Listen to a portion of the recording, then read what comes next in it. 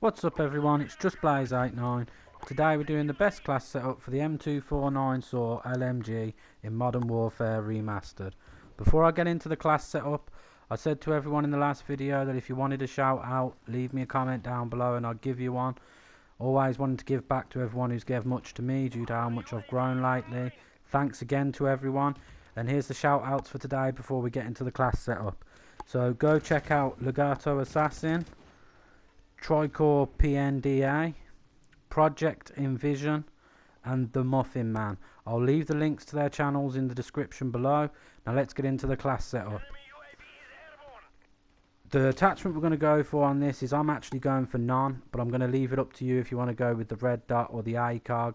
The grip's not really necessary because the aim on this gun's pretty accurate anyway, whether you have the grip or not. So I wouldn't bother sacrificing your perk one for the sake of the grip. I'd go for either red dot ACOG or iron sights. I quite like the iron sights on it, so I've kept the iron sights. Perk one. Now this depends on how you want to play with the gun. I've gone for bandolier, but you can also go for claymores if you were planning on camping in the buildings or whatever. I'd go for claymores to help you camp a bit better and give you an early warning when people are coming. But if you're not planning on camping in the buildings, go for bandolier, give you that extra ammo, and in this case it's an extra 100 rounds. It takes you up to 400 rounds of ammo, so it's well worth having. You're never going to run out in theory. Perk 2 we're going to go for is stopping power. Now the reason for stopping power on this gun is because the one flaw this gun does have is it has a very low, well not very low, but pretty low damage compared to the other guns. The fire rate does make up for that, but adding the stopping power just makes it more balanced all around, gets you a quicker time to kill. As you can see, I don't start off great in this video, but trust me, it does pick up. It ain't this bad all the way through. Anyway, carrying on. Perk 3 we're going to go for, it's going to be deep impact. Again, this is due to the damage that the gun does. It's not the highest, but with stopping power and deep impact, we're taking it up to a similar sort of damage output as the RPD. And as you can see there, the time to kill it is pretty rapid.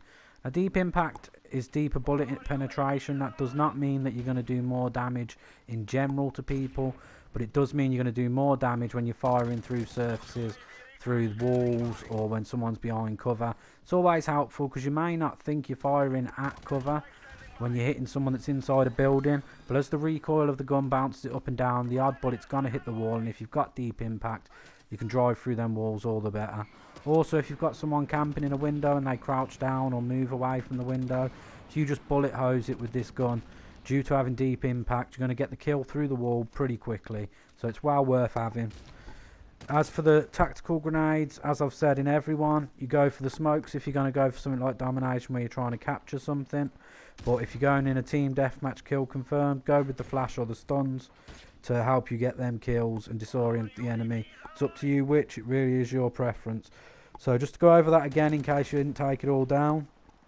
The class setup for the M249 SAW is going to be any attachment you want. I wouldn't go for grip though. Bandolier or claymores if you want to camp, stopping power and deep impact. In terms of playing with the gun, you can really run and gun or you can camp. I would try and avoid close range because it's obviously with an LMG you don't really want to be getting into close range. You'd rather keep everything medium to long, so try and avoid that. In terms of racking up the kills, your best way to rack up the kills is pretty much find anywhere that gives you a good line of sight. Doesn't necessarily have to be in cover. You can always go prone and open up on people. You'll have good accuracy, and it's surprising how many times people will run past you when you lay on the ground. Obviously if you're firing they're not going to run past you, but if you lay on the ground you'd be surprised how often people just take you for being dead. So generally when you're playing with this gun you want to try and find somewhere with a good long line of sight, long pathways or alleyways, and just use it as a bullet hose basically. Take advantage of the fast rate of fire and the increased damage with the perks that we've got, and just keep the suppressing fire on, keep spamming bullets down range. As I say, try and avoid close range. It's not useless at close range, you'll still get kills, but for it to be most effective you want to keep it at medium to long range. That's all I've got for this video. Remember to check the description down below for the link to the channels that I gave the shout out to earlier. Thanks for the support everyone. The channel keeps growing and I really appreciate all the support I'm getting. If you would like a shout out and I haven't mentioned you in this one, leave a comment down below. I'll be sure to give you a shout out in the next one. Leave a like if you liked the video. subscribe for more. Peace.